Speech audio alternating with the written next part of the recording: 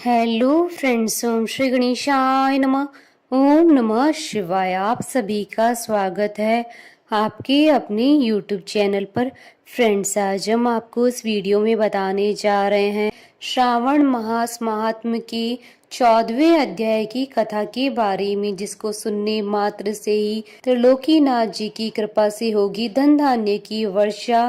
Friends, video शुरू करने से पहले आपसे रिक्वेस्ट है, अगर आप हमारे चैनल पर नए हैं और आपने अभी तक चैनल को सब्सक्राइब नहीं किया है तो प्लीज सब्सक्राइब कीजिएगा चैनल को, साथ ही प्रेस कीजिएगा बेल आइकन को, जिससे नए वीडियो से रिलेटेड नोटिफिकेशन आपको तुरंत प्राप्त हो सके। और वीडियो पसंद आने पर वीडियो को लाइक और शेयर जरूर कीजिएगा, ताकि सभी भक्तों को इस वीडियो का लाभ प्राप्त हो सके।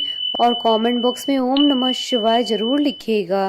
श्रावण मास महात्म सभी प्रकार के विघ्नों का नाश करने वाले तथा सारी सृष्टि का पालन करने वाले श्री गणेश जी तथा ज्ञान के दाता देवी श्री सरस्वती जी तथा सब पुराणों के कर्ता श्री व्यास जी तथा श्री गुरुदेव जी के चरण कमलों में नमस्कार करके भगवान की श्रद्धा और भक्ति रस में डूबे हुए श्रावण मास महात्म की कथा कहती हूँ। नाग पंचमी व्रत का महात्म। ईश्वर बोले, हे महामुनि, श्रावण मास में जो व्रत करने योग्य है वो अब मैं बताऊंगा, आप उसे ध्यान से सुनिए। चतुर्थी तिथि को एक बार भोजन करें और पंचमी को नक्त भोजन करें। स्वर्ण, चांदी, काष्ठ अथवा मिट्टी का 5 फनों वाला सुंदर नाग बनाकर पंचमी के दिन उस नाग की भक्ति पूर्वक पूजा करनी चाहिए।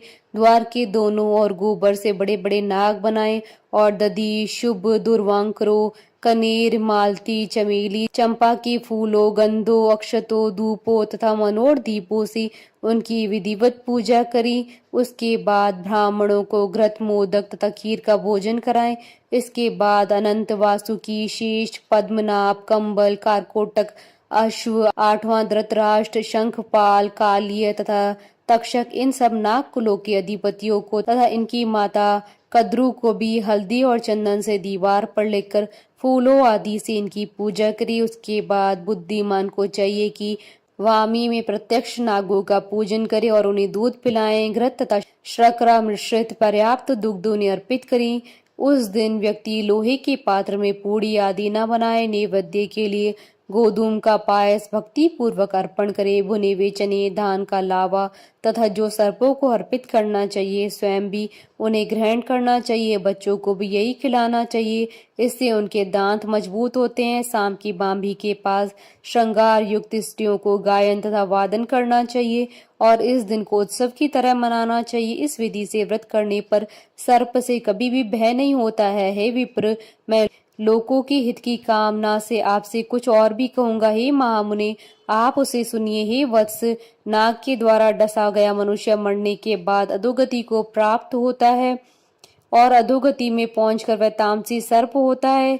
इसकी निवृत्ति के लिए पूर्वोक्त विधि से एक भुक्त आदि समस्त कृत्य करें और ब्राह्मणों से नाग निर्माण तथा पूजा आदि आदर पूर्वक कराएं। इस प्रकार 12 मासों में प्रत्येक मास में शुक्ल पक्ष की पंचमी तिथि को इस व्रत का अनुष्ठान करें और वर्ष के पूरा होने पर नागों के निमित्त ब्राह्मणों तथा सन्यासियों को भोजन कराए। किसी पुराण ज्ञाता ब्राह्मण को रतन जड़ित स्वर्णमय नाग और सभी उपस्करों से युक्त तथा बछड़े सहित गो प्रदान करे। दान के समय सर्वव्यापी, सर्वगामी, सब कुछ प्रदान करने वाले अनंत नारायण का स्मरण करते हुए कहना चाहिए, हे गोविंद, मेरे कुल में अगर कोई व्यक्ति सर्पदंश से अधोगति को प्राप्त हुए हैं, वे मेरे द्वारा किए गए इस व्रत तथा दान से मुक्त हो जाएं।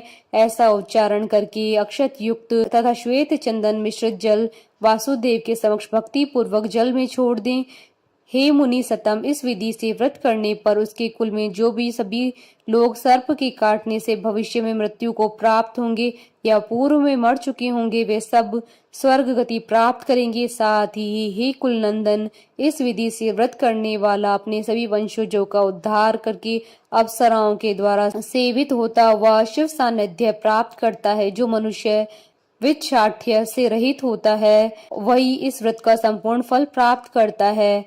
जो लोग शुक्ल पक्ष की सभी पंचमी तिथियों में नक्त व्रत करके भक्ति संपन्न होकर पुष्प आदि उपहारों से सौभाग्यशाली नागों का पूजन करते हैं, उनके घरों में मणियों की किरणों से विभूषित अंगों वाले सर्प उन्हें अभय देने वाले होते हैं और उनके ऊपर प्रसन्न होते हैं। जो ब्राह्मण ग्रह दान का प्रतिग्रह करते हैं वे घोर यातना भोगकर अंत में सर्प योनि को प्राप्त होते हैं।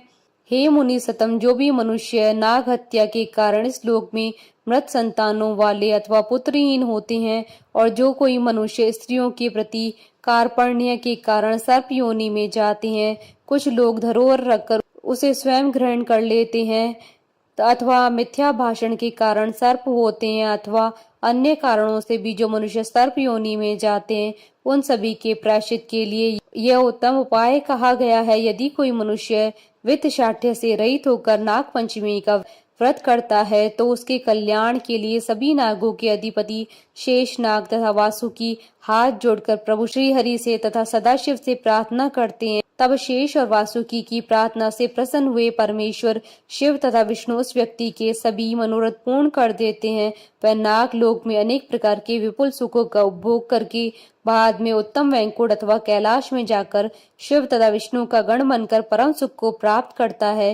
हे वत्स, मैंने आपसे नागों की इस पंचमी के व्रत का वर्णन कर दिया।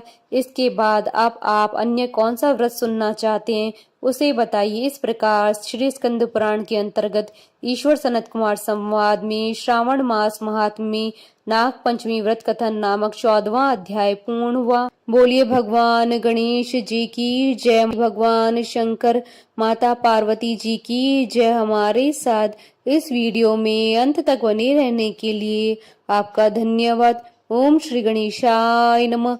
ओम नमः शिवाय।